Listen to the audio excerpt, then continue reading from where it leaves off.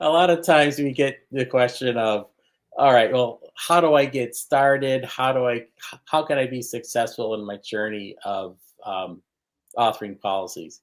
And there's some, obviously, there's a lot of moving parts here, but essentially, one, just like any project you're starting, figure out who the stakeholders are, who's important, who are you doing this for, what are they expecting out of it. um, get a small team together because you need to understand your requirements. Again, any project you're taking on, development or otherwise, you need to know where you're headed. Get that team together that knows what you're trying to do, and then once you get that going, you can get started. And when you start doing policies, it's real easy uh, to get a little too complicated too quick. Meaning, like if you're translating authorization requirements from code, you're trying to translate code into our policy. Let's just define your requirements in simple English first. Imagine you're getting them out of the employee handbook.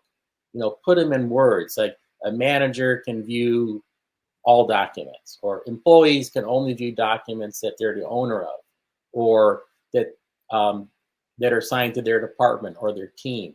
Use kind of plain old English to start this discovery process.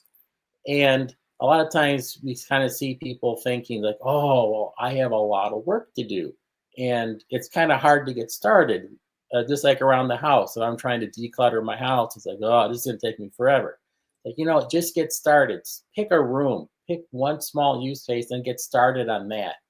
But while you're doing it, it's important to keep in mind the bigger goal of what you're trying to do, because that can impact some of your policy structure decisions.